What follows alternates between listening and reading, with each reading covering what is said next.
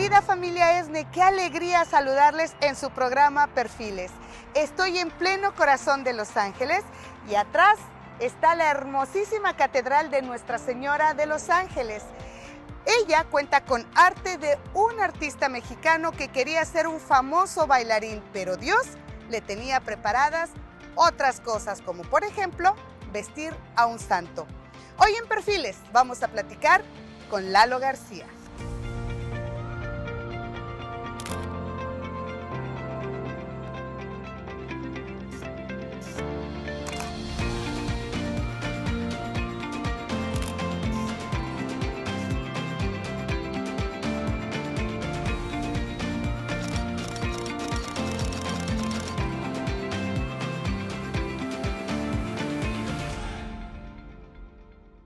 Muchas gracias, Lalo, por abrirnos tu estudio, por estar esta tarde aquí contigo y para que nos platiques quién es Lalo García.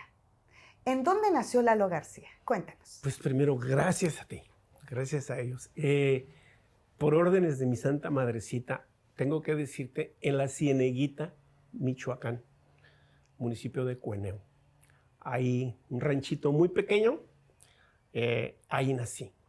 Y esto, por supuesto, es Michoacán, México. Definitivamente, Michoacán, México. Bueno, Lalo, naces en el corazón de una familia creyente, católica, tu madre muy creyente de la Virgen de Guadalupe. Platícanos de ella. Hasta hoy en día, a las 5 no la ves. Ella es un ritual que siempre ha tenido de rezar el rosario, pero yo me acuerdo de niño, de chico, toda mi infancia, todos dormíamos en una recámara, un cuarto de adobe, y no había noche que antes de dormirse ella hiciera un recorrido por todas las imágenes, los santos y vírgenes que teníamos, rezándole a cada uno y irnos a dormir. Eso lo tengo, pero grabado. Y como toda la vida lo ha hecho, pues está vivo. Claro. Está vivo. Ahora, ¿cuántos hermanos son? ¿Cuántos hijos tuvo tu mamá, tu papá? Cuéntanos de ellos. Somos 4 hermanos. El mayor, yo, dos menores. Y pues nos creamos con mi mamá, prácticamente como muchas familias acá. Mi papá se vino de bracero antes que yo naciera. Y pues prácticamente puedo decir que yo lo conocí hasta los 13 años. Entonces fue una infancia en donde mi mamá fue papá y fue todo. Una infancia muy bonita, la verdad. Yo pienso que cuando no tienes ningún tipo de abuso mental o físico, todas las infancias, no importa la pobreza, son hermosas. Y yo no la cambiaría por nada. En una infancia de una generación hermosa de amigos que hasta hoy en día estamos conectados en el campo, en el rancho, silvestres, ahí. Lavando la tierra con animales, la naturaleza. ¿Cómo se llaman tus padres, Lalo? Mi papá, el señor David García, mi mamá, Irene Torres. Gracias a Dios todavía los tengo vivitos. Mi papá acaba de cumplir 93 años, mi mamá 87. Y siguen ahí, siguen en pie. Ahora, acabas de mencionar algo muy hermoso. No importa la pobreza. Más bien el amor, la felicidad con la que tú fuiste educado.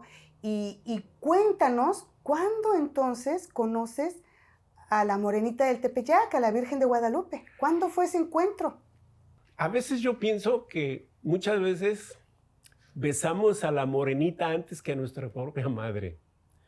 Porque siempre me he imaginado que a lo mejor a mí me tenía abrazado. Y al agacharse a darme un beso, yo creo que la medallita que traía me tocó primero el rostro. Mi mamá ha sido una devota a la Virgen de Guadalupe.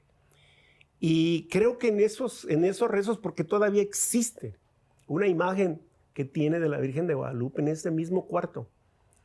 Y las tengo muy presentes. Entonces, a partir de ahí, conocí la imagen, pero a la verdadera Lupita, la que hoy en día siento, a ella la conocí en 1984. pasaron muchos años, que yo la veía como todos, una imagen, pero ¿quién era en realidad? ¿Quién era? En mi vida de danzante la conocí personalmente ya.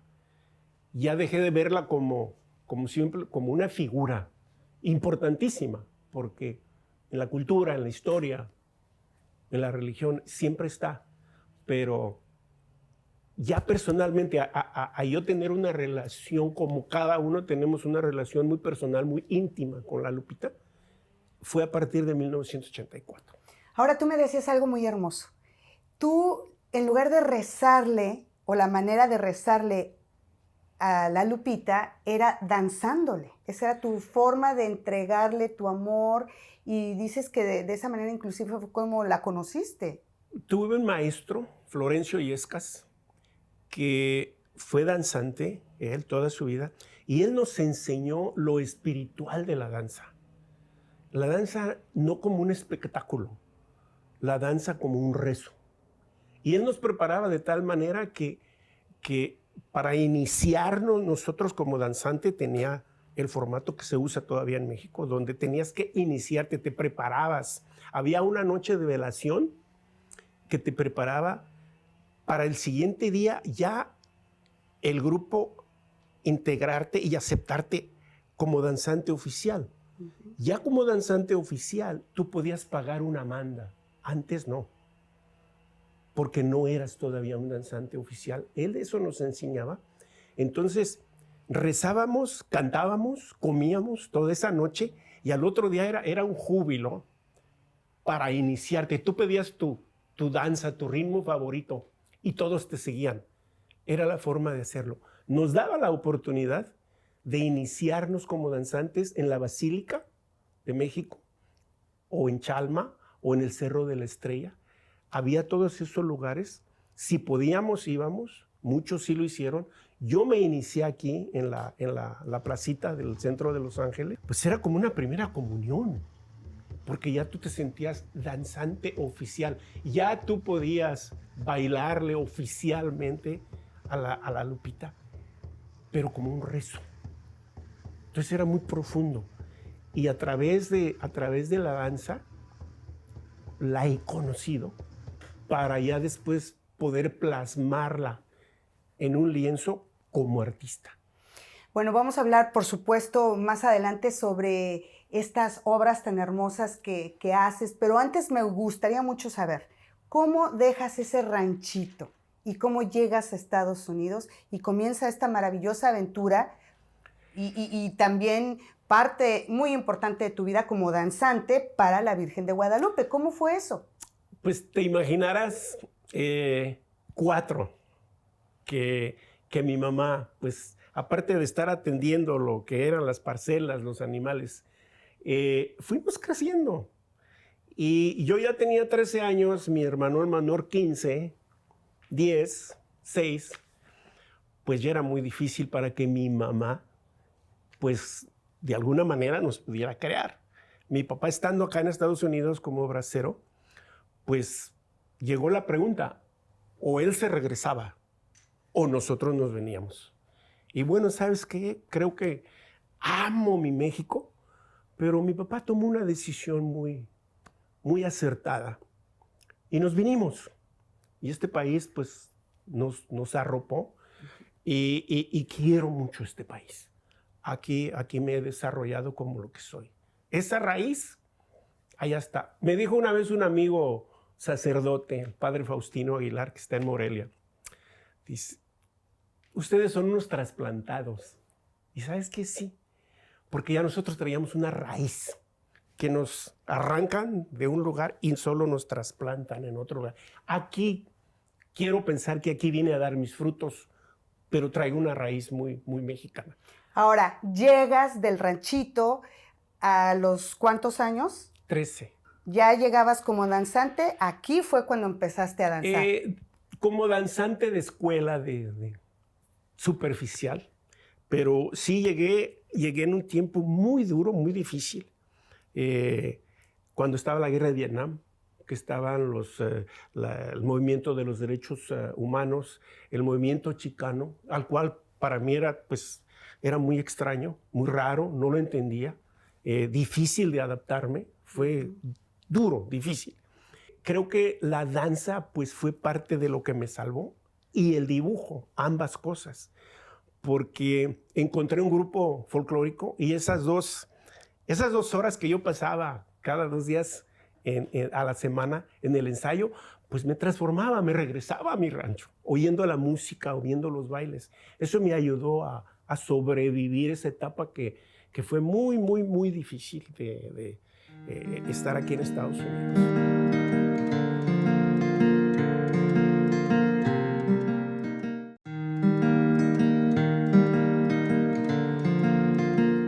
Lalo, ¿qué significa que te hayan llamado de la Catedral de Nuestra Señora de los Ángeles para hacer uno de los murales vitrales más importantes de tu carrera?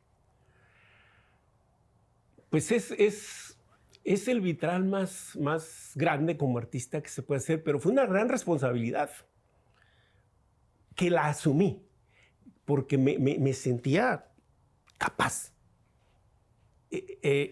Llegó esa convocatoria en un momento de mi vida donde yo me sentía capaz de crear algo, no solamente que fuera digno del espacio de una catedral en Los Ángeles, California, sino también representar a nuestra Lupita como una imagen angelina, una Lupita que representara la ciudad de Los Ángeles.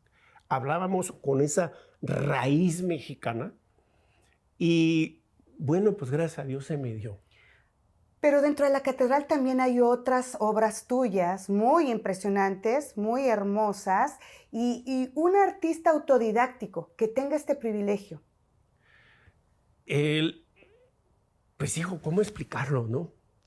Otra vez yo me siento como que estoy protegido.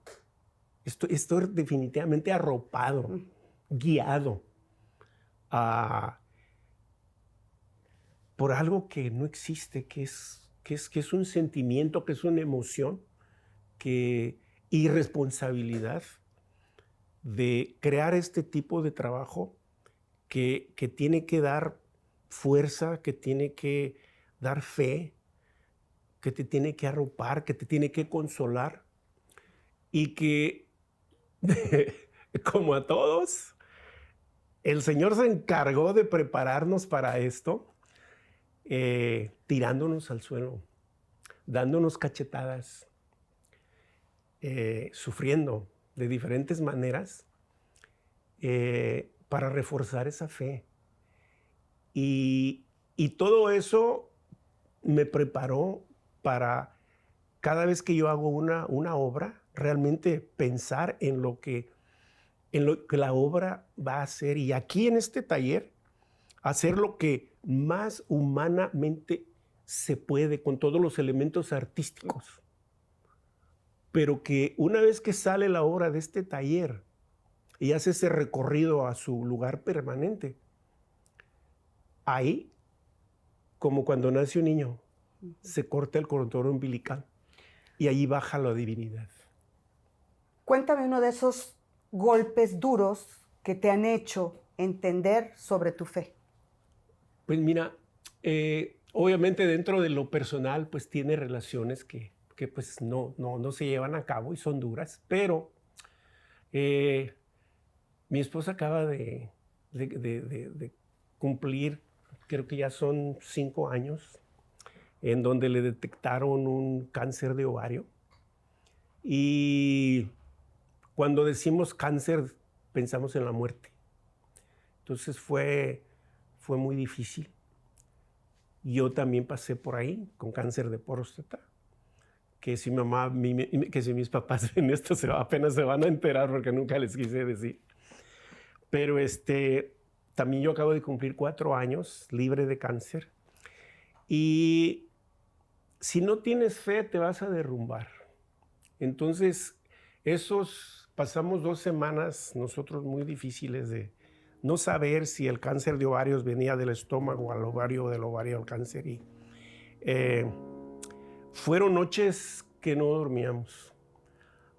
El ver a mis hijas chicas y imaginarte que les iba a faltar su mamá.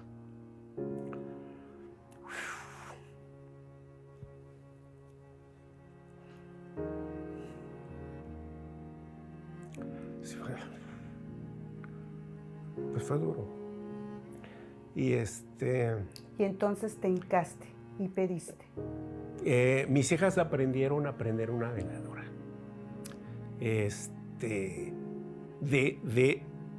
Otra vez esa pintura que tenemos en nuestro nicho se transformó. Se transformó, o sea, dejó de ser una pintura que su papá había pintado para convertirse en lo que es, en una imagen de fe, en una imagen de fuerza, en una imagen. Entonces, yo sí creo que tenemos a veces que pasar por momentos muy difíciles para poder entender quién es Jesús, quién es la Lupita. O sea, esa manera de no poder explicar nada, pero que lo sientes. Y por eso vemos millones y millones que van a la basílica a darle gracias a la Virgen por ese milagro. Y existen los milagros. Entonces, eso y muchas cosas que tengo. Danzante, pintor y además diseñas. ¿Cuándo comenzaste a diseñar pues atuendos y sobre todo vistes a San Juan Pablo II? Pues mira, te cuento rapidito, otra vez por el baile. La danza, se llevó a cabo un festival en el Dodger Stadium que organizó la arquidiócesis. Yo iba al frente de una procesión en esa celebración con una cruz inmensa. Existía una compañía en Los Ángeles que se especializaba en arte sacro. Ellos patrocinaron el evento y me vieron, preguntaron, oye, pues ¿quién diseña esos trajes tan hermosos de los danzantes? Un sacerdote les dio mi nombre, me contactaron y fui a la compañía. Y ahí me recuerdo bien que el primer trabajo que me dieron fue diseñar una mitra. Yo no sabía que era una mitra. Pues le dije, dime qué es. No, pues que lo que se ponen los sacerdotes. Bueno. Me metieron, sin saberlo, me metieron en una biblioteca, me pusieron ahí unos libros, lee. Me la pasé 2 días ahí leyendo qué era una mitra, cómo se estaba una mitra. Y lo que significa. Y ya una vez, entonces empecé a diseñar. Fue mi primer trabajo diseñar una mitra. Y como bien dices, fue mi primer trabajo. ¿Y quién iba a decir que años después le diseñara una mitra a San Juan Pablo II? Eso fue a principios de los 80s, en el 87 que él viene aquí a Los Ángeles. También hubo una convocatoria de diferentes compañías. Yo ya en ese tiempo era el director del departamento de arte, el diseñador. Y bueno, nos dimos a la tarea de competir, porque no se nos brindó, sino fue una competencia para diseñar los ropajes de hoy en día San Juan Pablo II. Que afortunadamente la arquidiócesis los aceptó y más que eso, se los puso.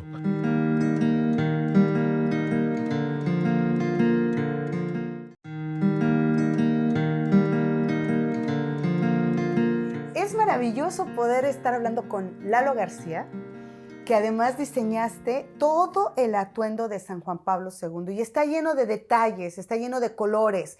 Me gustaría mucho que nos cuentes en qué te inspiras, qué fue lo que te hizo realmente formar esos cuadritos, rectángulos de diferentes telas que representan algo además. Cuéntanos. El lema de él era unidad a través del trabajo y el servicio. ¿Cómo de alguna manera simbolizar la unidad? Los Ángeles es el mundo. Es una ciudad única. Aquí encontramos todas las culturas del mundo. Entonces no solamente era simbolizar Los Ángeles, era el mundo. Entonces nos dimos a la tarea de solicitarle a las parroquias que nos trajeran telas que representaran sus países de origen. Y a través de las telas íbamos a simbolizar las culturas, el mundo.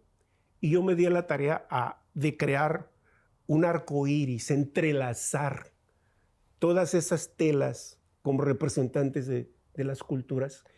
Y fue como hicimos ese diseño en su casulla, su mitra y la estola, a través de colores y telas de todo el mundo. ¿Qué día la usó? Cuéntanos. Hizo varios eventos, pero en la misa que se llevó a cabo en Dodger Stadium, parece que fue el 15 de septiembre de 1987. Otra vez te cuento, ya a nosotros nos habían dicho, siempre se le obsequian ropajes, pero él es quien escoge si se lo pone o no, porque él viaja con sus ropajes. Y estábamos a la expectativa para cuando él entrara al estadio y ver si en efecto lo usó. No, pues te imaginarás. Qué hermoso. El júbilo de cuando entra en su carrito y que vemos esa casulla roja. No, fue algo maravilloso. Pues yo tuve que compartir los ojos viéndolo a él y viendo a mi madre. Uno acá, por lo que ella es, por la fe que ella tenía, la que me inculcó, o sea, y yo quería ver la emoción de ella y entonces Claro. yo siempre jugaba, ¿no? ¿Qué sentiste en ese momento? ¿Qué te pasó por la mente? No te puedo explicar. No sé. Era un júbilo. Eran tantas emociones que se juntaban. Un muchachito que salió del rancho No, y que llega a vestir en ese momento al Papa Juan Pablo II, ahora San Juan Pablo. ¿Qué sientes, es Lalo? Extraño. ¿Qué sientes, Lalo? Es muy extraño. A veces, o sea, es algo que a veces no se puede ni explicar. No solamente ese momento ahí, el hecho de haber hecho esto, pero en ese año que yo regresé a mi rancho que tú mencionabas, de todas esas viejitas hermosas, cómo me agarraban mis manos. Era algo tan extraño que me acuerdo, mi tía, mi abuelita, las vecinas me agarraban mis manos y me decían, hijo, tus manos vistieron al Papa. Y como tú sabes, para nosotros, especialmente los mexicanos, los latinos, el Papa está bajito de Jesús. Entonces para ellos era algo que yo me sentía muy incómodo a veces. Ahora, hiciste 2 estolas para él. Cuéntanos, descríbenos, por favor, esos símbolos que estamos viendo en esta estola. La segunda estola que le diseñé justamente ahí fue para la conferencia de los obispos que se llevó a cabo en la misión de San Fernando. Y ahí también me di a la tarea de simbolizar la misma misión en la estola. Me fui a la misión a extraer diseños que están en las paredes pintadas y adaptarlas a la misma estola, en colores, color tierra. Entonces una estola muy bonita que también cuando yo miré la fotografía, porque eso era solamente para los obispos, entonces cuando vimos la fotografía, también pues me llené de júbilo, la verdad. Lalo, ¿cuándo decides entonces dedicarte solamente a hacer arte sacro? Después de este maravilloso encuentro que tuviste con San Juan Pablo II, ¿cuándo fue? Mi único profe que tuve, Frank Martínez, de 81 años, una vez me dijo, tú no escoges, a ti te escogen. Dios te escogió. Yo sí quiero pensar que Dios me escogió. Y mi campo se fue haciendo estrecho, porque uno pinta de todo. Pero de repente mi campo se fue haciendo más estrecho y hoy en día casi el 100% de mi trabajo es sacro, porque yo ni siquiera me sabía que había un campo de arte sacro, porque cuando uno va a una parroquia, uno no va como turista.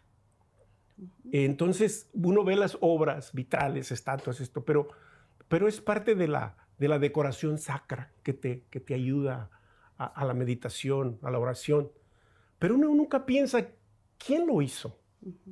Y así lo veía yo. Entonces, de esta misma manera, poco a poco se ha ido dando. Entonces, yo hace ya muchos años que acepté la invitación, acepté la responsabilidad y acepté ser un instrumento de Dios a través de mi trabajo. Ser una extensión para el fomento y de la fe a través de la pintura. Entonces yo no veo la pintura como una pintura. Una vez también un sacerdote ortodoxo me dijo, tú escribiste esto. Y volteé yo y le digo, oh, la pintura. Dice, no, para nosotros son escrituras, porque nosotros leemos en la pintura. Y son pequeños detalles que me han forjado. Entonces sí, escribo a través de la pintura, porque no soy escritor, no soy poeta. Entonces, la manera de expresar, de decir, de hablar, es a través de imágenes. Ahora vemos obra tuya en muchas de las iglesias, capillas, aquí en los alrededores de Los Ángeles. ¿Cómo te sientes? Te cuento, mira, desprenderme de una obra sacra es lo más fácil del mundo, de lo más fácil del mundo, porque yo mismo voy a hospitales o a parroquias y yo sé que yo hice esa obra, pero ya no es mía. No tiene absolutamente nada que ver conmigo. Ahí la obra se transforma, ahí la obra, porque ya ahí las personas y la divinidad se encargan de eso. La obra sacra no es aquí en el taller. Yo no abro obras sacras. La gente hace obras sacras. Ellas las convierten en una obra sacra a través del rezo, a través de la oración. La convierten en eso.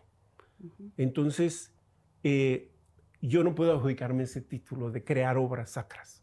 Hago obras con contenido religioso, pero lo sacro se lo da la persona. Cada energía que llega ahí, porque hasta yo lo siento. Yo no siento igual ver una obra aquí que cuando está en una parroquia. ¿Cómo terminamos esta entrevista? Dándote gracias, dándole gracias a Dios, dándole gracias a mi morenita de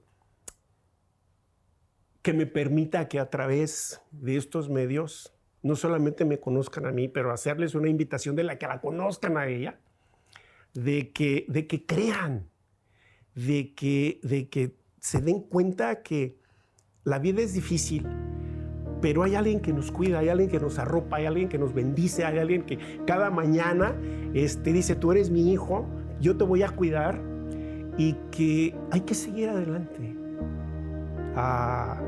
porque existe, y hay que tener fe. Hay que tener fe y hay que prepararnos para eso.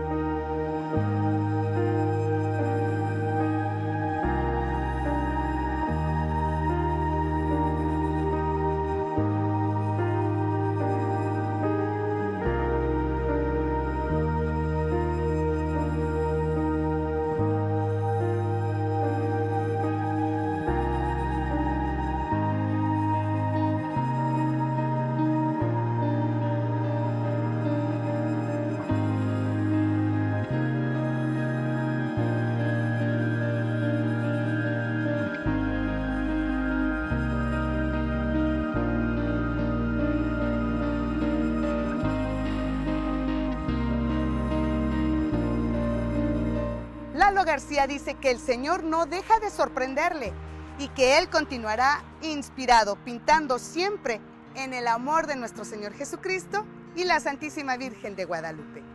Les quiero agradecer su sintonía. Gracias por estar con nosotros aquí en Perfiles. Tenemos una cita la próxima semana y recuerden, Cristo los ama y yo también.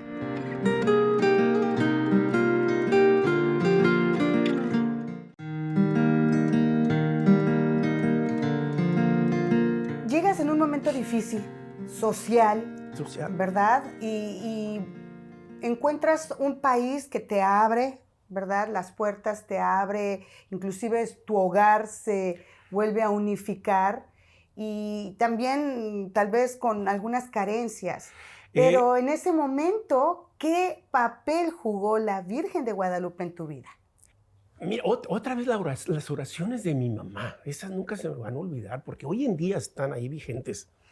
Y ya ahora que yo soy un adulto que tengo mi familia, yo solamente quiero pensar qué los mantuvo a ellos unidos, que me refuerza esta fe. ¿Qué los mantuvo unidos? Mi papá acá en Estados Unidos, mi mamá en México. Y mi papá no tener la oportunidad de vernos crecer, de disfrutarnos. Mi mamá no teniendo su marido, mi papá no teniendo su esposa. Yo no encuentro otra respuesta que no haya sido la fe de ambos. Obviamente mi mamá la expresa más que mi papá, pero yo sé que tiene una fe increíble porque yo me pongo en su lugar. Y ha de haber sido difícil, Claro, duro. claro.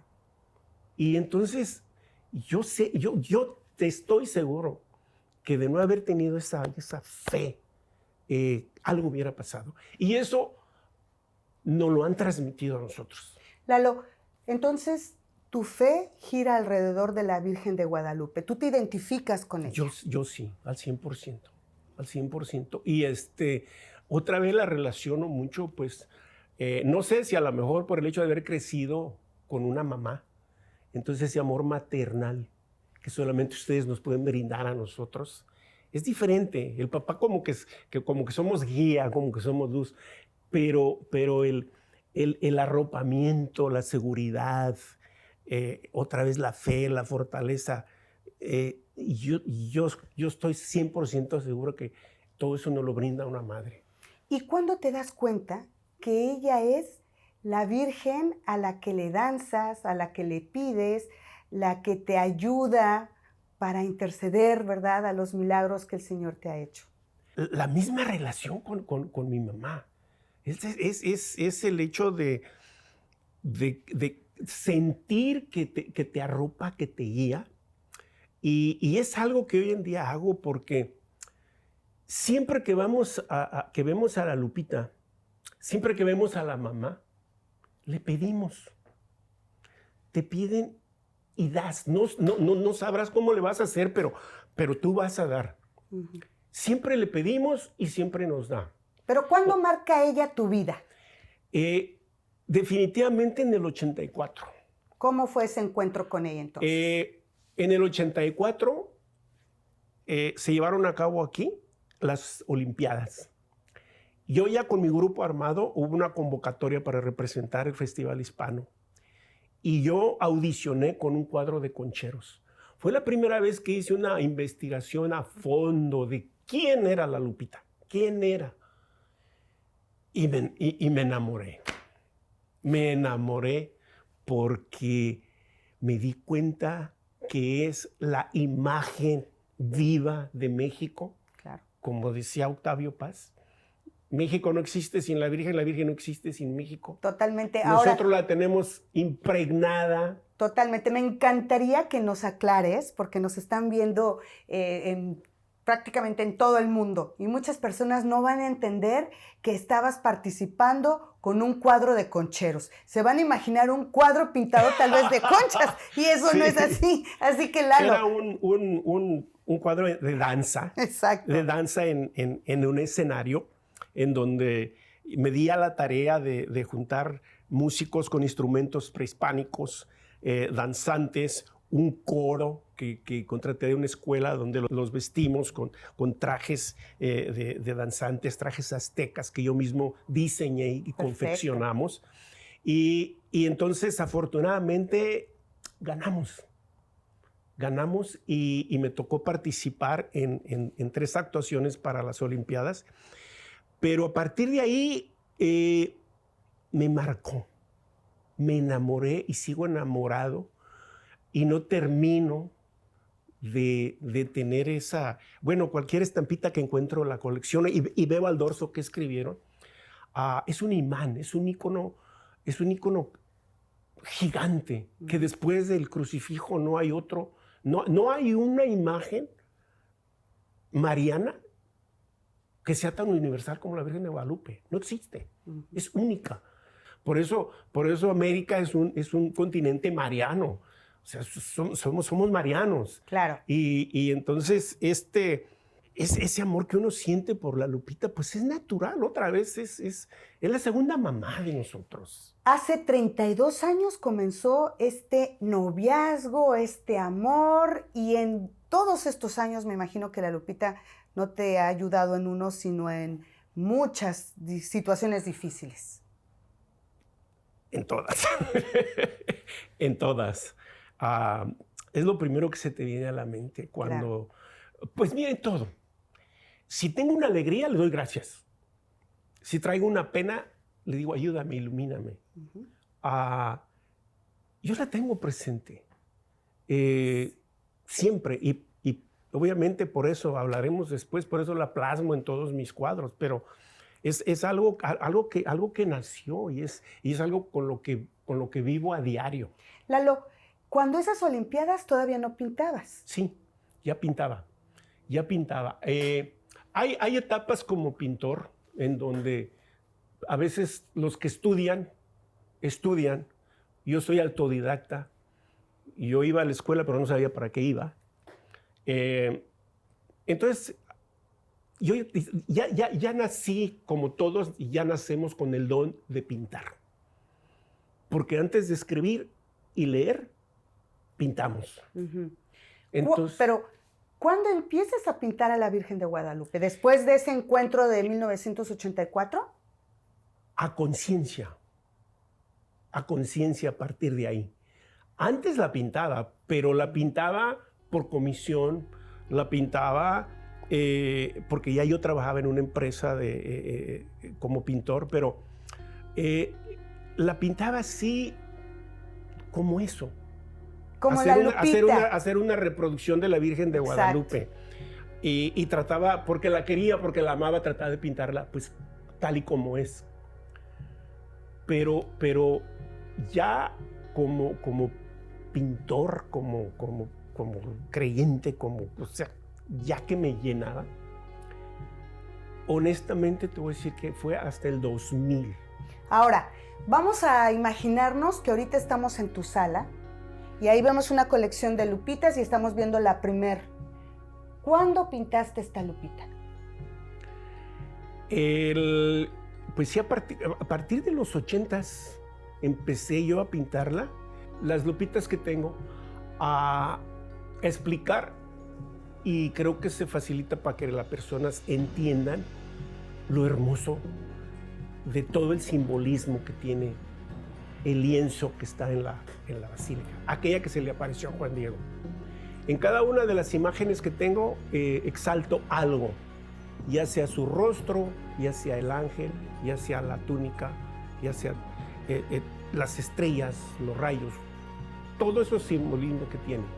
Y en cada una trato de exaltar alguno de esos simbolismos dentro de esa misma obra de arte. Y eso se facilita para que se adentre la persona, cree el interés y de alguna manera, digo, te vas a enamorar como yo. Conociendo todo lo que tiene, te vas a enamorar, la vas a conocer, porque es como una persona. Cuando las conocemos, nos enamoramos. Ahora, vemos a través de los años cómo ha cambiado tu obra, tu arte. Comienzas pintando, realmente haciendo una reproducción de la Virgen y ahora últimamente vemos a una Virgen completamente diferente. Sí. ¿Cómo ha sido esta madurez? Hablabas hace rato de un milagro. Ese es, yo creo que ha sido como artista, el mayor milagro que yo he recibido. El encontrar un estilo propio, el encontrar una paleta propia y que me permita expresarme a través de ese estilo, donde espero que a través de los años, que si Dios me presta vida, ya no haya necesidad de que tú veas una firma, que la obra misma ya tenga un sello. Y No sé. Lo único que a veces me preguntan y le digo, mira, yo creo que aquí en mi taller se abrió el techo, entró una luz y me transformó. No tengo manera de explicarlo. Entonces, sí, eso yo lo considero como uno de los milagros más grandes, porque no solamente me transformó como artista, pero he podido a través de este estilo de arte recrear, plasmar temas que se crearon miles de años y darles una frescura para una generación de hoy en día. Quiero pensar que el trabajo que estoy haciendo es para la generación de hoy, que se identifiquen con ello, pero igual que la Lupita, o sea, tratar de sustituir el original, jamás. Pero sí podemos innovarla para hacer una invitación a la juventud de hoy en día de reconocerla, de acercarse.